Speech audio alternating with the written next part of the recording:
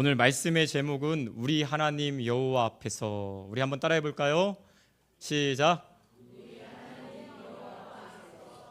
아멘. 우리 하나님 여호와 앞에서 늘 살아가실 수 있기를 간절히 소망합니다. 꿩을 사육하는 어떤 집사님의 그 사업장을 신방했던 적이 있습니다.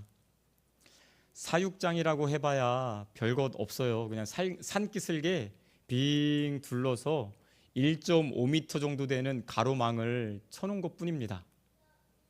하늘은 뻥 뚫려 있습니다. 근데 신기하게 꿩이 한 마리도 안 날아가더라고요. 하늘이 뚫려 있으면 날아갈 것 같은데 안 날아가서 나중에 이유를 들었는데 참 재밌더라고요. 꿩한테 어렸을 때, 새끼였을 때부터 꿩 안경을 씌워둔다고 합니다. 이거 꽁 안경 아닙니다. 사진 한번 보여주실래요? 네, 저 앞에 노란색 저런 것처럼 꽁 요 앞에 안경을 씌워 놓으면 꽁은 하늘을 바라봐야 날아갈 수가 있는데 하늘을 보지 못하니까 닭처럼 땅만 쪼으면서 땅에서 흙만 먹고 있더라고요. 참 신기했습니다. 하늘은 열려 있는데 땅만 바라보다가 결국에는 잡아 먹히고 마는 것이죠. 그런데 이것은 단지 꿩 이야기만은 아닌 것 같아요.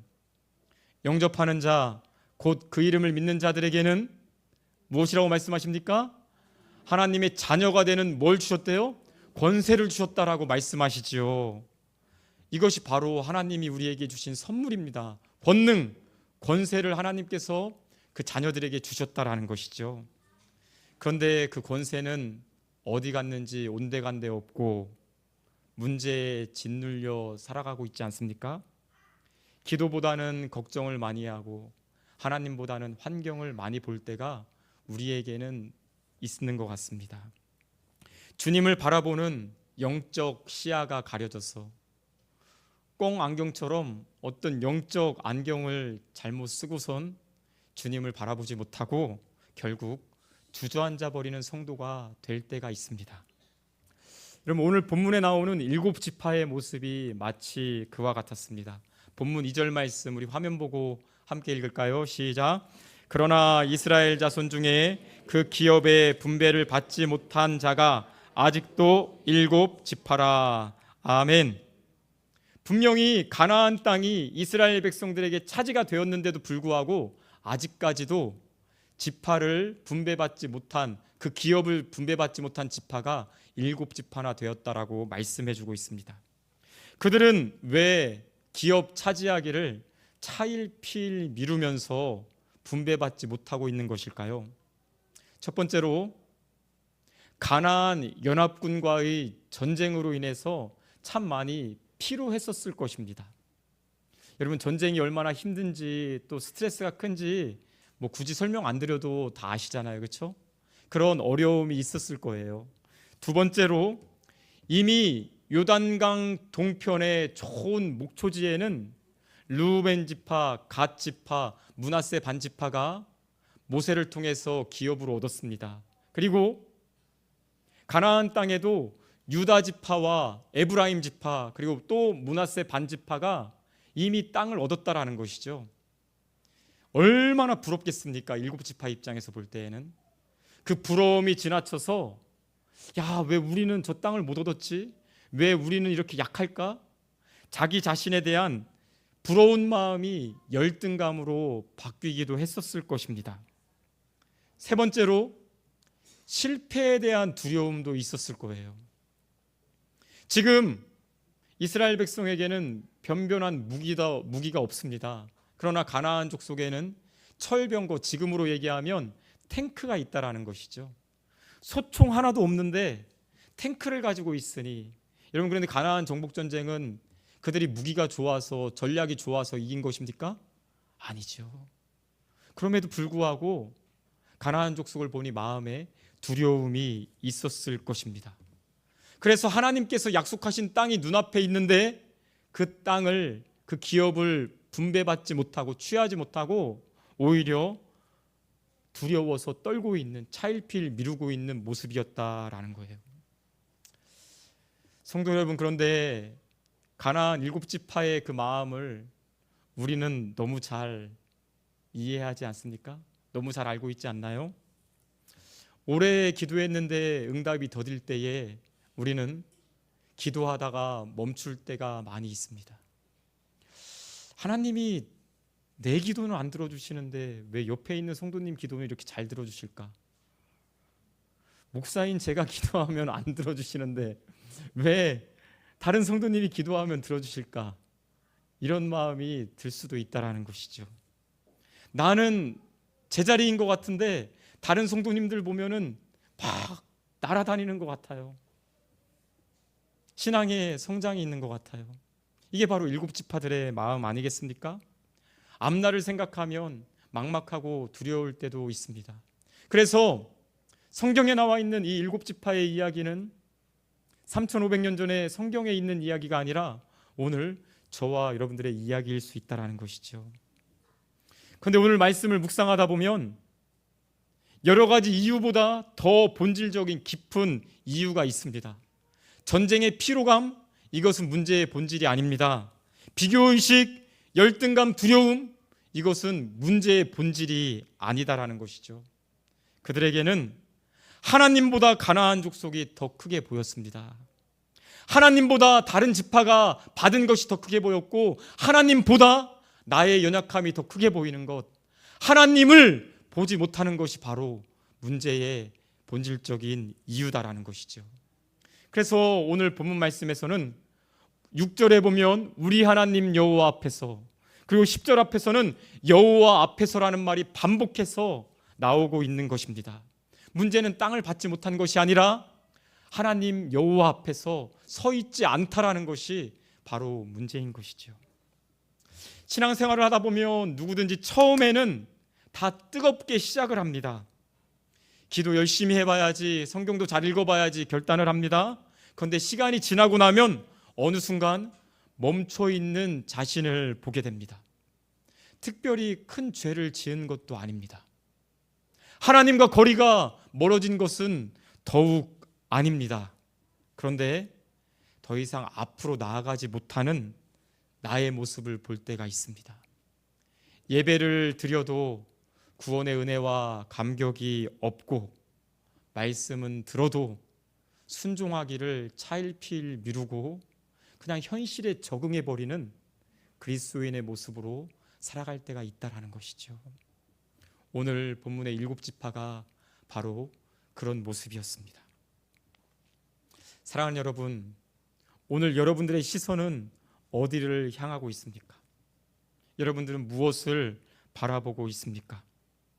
오늘 하나님께서 7지파들을 향해서 하셨던 말씀은 저와 여러분들을 부르시는 하나님의 말씀인 것을 믿으시길 바랍니다.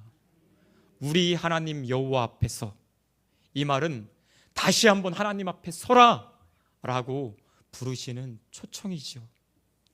하나님을 바라볼 때 멈춰있던 우리의 심령이, 우리의 신앙적인 역동성이 다시 회복될 줄 믿습니다. 그러면 어떻게 우리 하나님 여호와 앞에서 살아가는 성도가 될 수 있을까요? 하나님 앞에서 서 있는 성도가 될 수 있을까요? 첫 번째로 우리 한번 따라해 볼까요? 믿음의 안목을 가져야 합니다. 그렇습니다, 여러분. 믿음의 안목, 바라보는 믿음의 안목을 가져야 합니다. 본문 4절 제가 읽어드릴게요.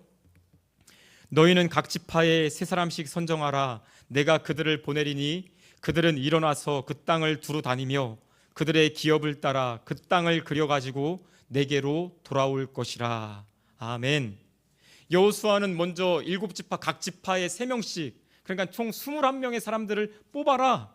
내가 그들을 가나안 땅으로 보내리니 직접 발로 밟아보고 그 땅을 눈으로 보고 지도를 그려와라 라고 사람들을 보냅니다. 그런데 여러분, 이 말씀을 가만히 보면 내가 그들을 보내리니 라고 하는 말을 굳이 하지 않아도 의미는 통하지 않습니까? 이 말은 반대로 여호수아가 특별한 의도를 가지고 내가 그들을 보내리니 라고 말했다라는 것이죠. 사실 40년 전에 가데스 바네아에서 여호수아, 갈렙이 그 외에 12명의 정탐꾼이 가나안 땅을 정탐할 때 모세가 했던 말이에요. 내가 그들을 보내리니. 40년 전에 모세가 정탐꾼들에게 했던 말을 여호수아가 그대로 재인용하고 있다라는 것이죠. 12명이 정탐을 했는데 결과는 그 보고는 완전히 상반대였습니다. 정반대였습니다. 10명은 이렇게 보고했습니다. 그 땅은 좋은 땅입니다. 그 땅의 열매도 얼마나 큰지 모릅니다. 그러나 그 땅의 거민에 비하면 우리는 메뚜기와 같습니다 라고 보고했어요.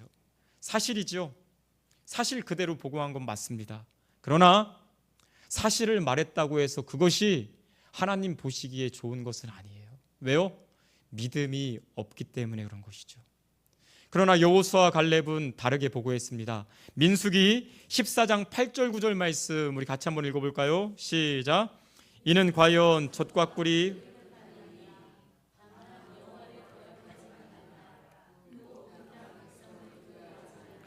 그들은 우리의 먹이라. 그들의 보호자는 그들에게서 떠났고 여호와는 우리와 함께 하시느니라. 그들을 두려워하지 말라. 아멘.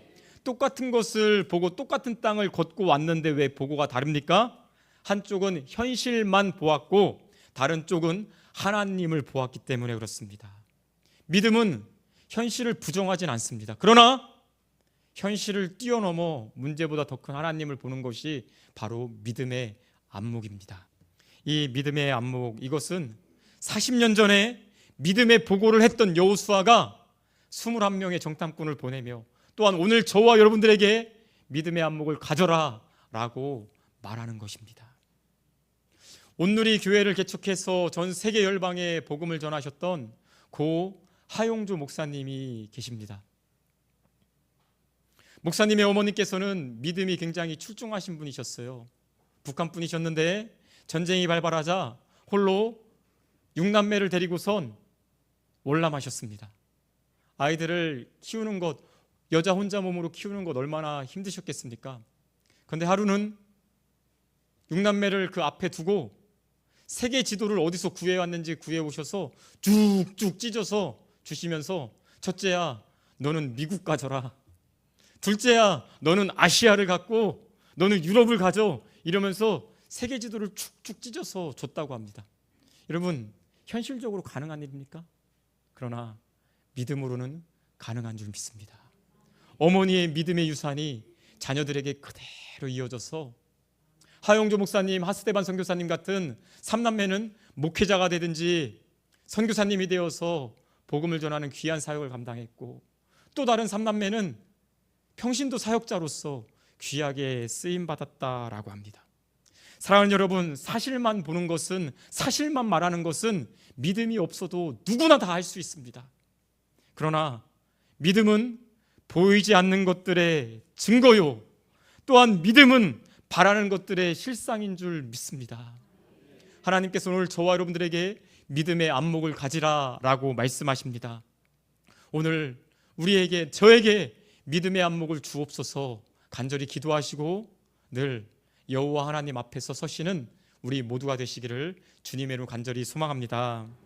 두 번째로, 선하신 하나님의 주권을 인정해야 합니다. 우리 한번 고백해 볼까요? 선하신 하나님의 주권을 인정해야 합니다. 그렇게 해서 21명이 지도를 만들어 왔습니다. 그런데 그 지도를 가지고서 지파별로 땅을 분배하는 방법이 아주 특이합니다. 본문 6절 같이 한번 읽어볼까요? 그 땅을 7부분으로 그려서 이곳 네개로 가져오라. 그러면 내가 여기서 너희를 위하여 우리 하나님 여호와 앞에서 제비를 뽑으리라. 아멘. 의외이죠? 생각해보면 수만 명이 되는 한 지파, 각 지파가 적어도 2만 명 이상씩은 되잖아요. 그렇죠? 장정만 그러니까 여자들과 아이들까지 포함하면 얼마나 많습니까? 수만 명이 살아가는 땅입니다. 그리고 앞으로 영원토록 대대로 살아야 될 땅인데 여러분, 그냥 제비 뽑아서 하는 것 과연 맞습니까? 인간적으로 생각해 본다면 서로 토론의 장을 벌여서 해서 잘 토론의 합의를 거쳐서 그 땅을 나누는 것이 더 합리적으로 보이지 않습니까? 그런데 여러분, 오랫동안 토론한다고 해서, 회의한다고 해서 정말 공정하게 땅이 나누어질까요? 사람이 욕심이 있잖아요. 다 내가 좋은 땅 갖겠다고 하지 않을까요? 그래서 제비를 뽑아라 라고 하는데 한 가지 더 중요한 것이 있습니다. 어디서 제비를 뽑습니까? 우리 하나님 여호와 앞에서 제비를 뽑아라 라고 말씀하십니다. 잠언 16장 33절입니다. 제비는 사람이 뽑으나 모든 일을 작정하기는 여호와께 있느니라. 아멘. 이스라엘 백성은 모든 일의 작정은 여호와 하나님께 있다고 하는 하나님의 주권을 믿은 것이고 인정한 것이고 고백한 것이죠. 그게 바로 제비 뽑기입니다. 그러나 여러분, 단지 제비 뽑는 것을 이렇게 하나님의 주권만 인정하는 것이 아닙니다. 어떤 하나님이냐라는 것이죠. 선하신 하나님입니다. 할렐루야. 하나님께서는 각 지파별로 필요한 것을 아시고 각 지파에 가장 맞는 땅을 아시고 각 지파에 가장 정말로 좋은 각 지파에 맞도록 하나님께서 좋으신 하나님께서 예비하여 주신다라는 것이죠. 그래서 여호수아는 선하신 하나님의 주권을 인정하고 우리 하나님 여호와 앞에서 제비를 뽑은 줄 믿습니다. 요셉이 있습니다. 형들에게 억울하게 미디안 상인에게 팔렸습니다. 애굽까지 흘러갔습니다. 17살 소년이 보디발 장군의 집에 종으로 팔렸습니다. 여주인의 누명을 쓰고 감옥에 갇혔습니다. 그러나 훗날 형들 앞에서 이렇게 고백합니다. 창세기 50장 20절, 당신들은 나를 해하려 하였으나 하나님은 그것을 선으로 바꾸사, 할렐루야, 하나님은 그것을 선으로 바꾸사 오늘과 같이 많은 사람의 생명을 구원하게 하시려 하셨나니. 요셉은 선하신 하나님을 믿은 것이죠. 신실하신 하나님의 주권을 인정한 것입니다. 이해되지 않는 순간에도 하나님을 신뢰할 수 있었습니다. 사랑하는 여러분, 하나님은 좋으신 하나님이십니다. 할렐루야. 하나님은 나보다 나를 더 잘 알고 계세요. 좋으신 하나님의 주권을 인정하시기를 바랍니다. 그 하나님을 신뢰하시기를 바랍니다. 지금 당장 이해되지 않는다 하더라도 하나님께 맡겨드리고 하나님 여호와 앞에서 살아가실 수 있는 우리 모두가 되시기를 주님의 이름으로 간절히 소망합니다. 마지막으로 삶의 중심에 하나님을 모셔야 합니다. 본문 1절 말씀 우리 같이 한번 읽어볼까요? 1절입니다. 시작. 이스라엘 자손의 온 회중이 실로에 모여서 거기에 회막을 세웠으며 그 땅은 그들 앞에서 돌아와 정복되었더라. 아멘. 회막이 무엇이냐면 하나님과 백성이 만나는 장소, 모일 회자를 써서 회막이라고 하는 거예요. 원래 회막은 요단 강변에 있는 길갈이라고 하는 곳에 있었습니다. 그런데 이스라엘 백성이 가나안 땅을 다 정복한 후에 그 회막을 실로로 옮기게 됩니다. 하나님은 어느 곳에나 계신 분이시죠. 그런데 굳이 왜 길갈에서 실로로 옮겼을까요? 회막을요. 지도를 한번 보시겠습니까? 잘 보이실지 모르겠는데 길갈이라고 하면 조금 이 색깔 있는 부분이 가나안 땅입니다. 이스라엘 가나안 땅인데 색깔 있는 부분에서 보면은 오른쪽 아래쪽에 길갈이 있죠. 실로는 그에 비해서 어디 있습니까? 가나안 땅의 정중앙에 있습니다. 회막을 가나안 땅의 정중앙으로 옮기면서 이스라엘 백성이 무엇을 고백했을까요? 이 땅의 주인은 하나님이십니다. 이 땅을 다스리시는 분은 하나님이십니다. 우리의 중심에 하나님이 계십니다. 라고 해서 회막의 자리를 길갈에서 실로로 옮겼다라는 것이죠. 사랑하는 여러분, 신앙생활은 결국 중심에 누가 계시냐라는 거예요. 여러분의 중심에 무엇이 누가 계십니까? 돈이 있으면, 돈이 내 중심에 있으면 있고 없고, 여러분 요새 막 들쑥날쑥 하시죠? 업앤다운이 심하시죠? 증시가 올랐다 내렸다 하니까 돈이 중심에 있는 사람은 감정 주체를 못할 것입니다. 건강이 혹시 중심에 계십니까? 다 연세 드시잖아요. 그러면 연세 드시면 건강의 중심이 있는 사람은 시간이 지나면 지날수록 마음도 점점 힘을 잃고 말 거예요. 사람들과의 관계가 중심에 있습니까? 여러분, 모든 사람들이 다 여러분들에게 잘해줍니까? 아니요. 사람들은 다 변합니다. 사람들은 정말로 다 변하더라고요. 그러나 하나님이 중심에 있는 사람은, 하나님은 안 변하시잖아요. 하나님은 증시가 아닙니다. 하나님은 사람이 아니십니다. 오르락내리락 안 하십니다. 하나님이 중심에 있는 사람은 결코 마음이 흔들리지 아니할 줄 믿습니다. 또한 오늘 본문을 보면 이스라엘 백성은 땅을 나누기 전에 먼저 회막을 세웠습니다. 자기 거주지를 짓기 전에 먼저 회막을 준비하였습니다. 삶의 터전을 마련하기 전에 회막에서 먼저 하나님 앞에 예배하였습니다. 왜입니까? 하나님이 먼저이기 때문에. 신앙은 이렇게 무엇이 먼저냐, 무엇이 중심에 있느냐, 그 싸움인 줄 믿으시기를 바랍니다.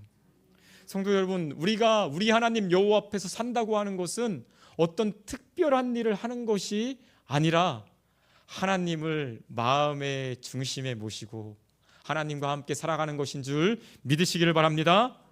예배 중심, 말씀 중심, 기도 중심으로 하나님의 뜻을 물으며 주님과 동행하는 것이죠. 우리 교회가 만나 신약 통독을 하는 이유가 바로 여기 있습니다. 여러분, 신약 통독한다고 해서 어떤 특별한 성경 지식을 쌓으려고 하는 것이 아닙니다. 나에게 있어 어떤 문제를 해결하는 어떤 비법을 배우는 시간이 아닙니다. 말씀을 읽으면서 말씀이 우리 삶의 습관이 되어서 하나님은 내 중심에 계십니다 고백하는 것이 바로 만나 신약 통독의 목적이다라는 것이죠. 이번 한 주간도 여러분 신약 통독에 조금 더 힘을 내시기 바랍니다. 그리고 습관을 가지시길 바라요. 습관을 이기는 것은 없습니다. 여러분 기억하십시오. 영적 습관을 이기는 것은 없습니다. 좋든 싫든 정말 내 마음이 하고 싶든 하고 싶지 않든 습관을 가지고 할 때 그것이 우리의 삶을 지켜주고 여호와 하나님 앞에 서게 하는, 하나님 중심이 되게 하는 놀라운 은혜를 줄 믿습니다. 너희는 먼저 그의 나라와 그의 의를 구하라. 그리하면 이 모든 것을 너희에게 더하시리라. 할렐루야. 오늘도 우리의 하나님 중심으로 우리를 모든 것을 아시고 우리의 필요로 하시는 하나님께서 채워주시는 그런 은혜를 경험하시는 우리 모두가 될 줄 믿습니다. 한 가지 이야기만 드리고 마칠게요. 제주도에 가면 엉또 폭포라고 하는 폭포가 있다고 합니다. 저는 가보지는 못했는데요, 평상시에는 물이 흐르지 않는 마른 폭포예요. 그런데 70mm 이상의 비가 오면은 50m의 그 폭포가 된다고 합니다. 여러분 TV에도 나온 적 있어요. 여러분 한번 찾아보십시오. 50m나 되는 그 폭포가 70mm 이상의 비가 내리면 그 폭포가 된다라고 합니다. 제주도에서 가장 큰 폭포가 정방폭포인데요, 27m입니다. 그에 비하면 엉또폭포는 평상시에는 폭포인지도 모릅니다. 그러나 비가 내리면 사람들이 와 감동하는 폭포가 되죠. 비가 내리면. 언제요? 비가 내리면. 다시 한번, 언제요? 비가 내리면. 오늘 저와 여러분들의 삶에도 하나님의 은혜의 단비가 내려야 할 줄 믿습니다.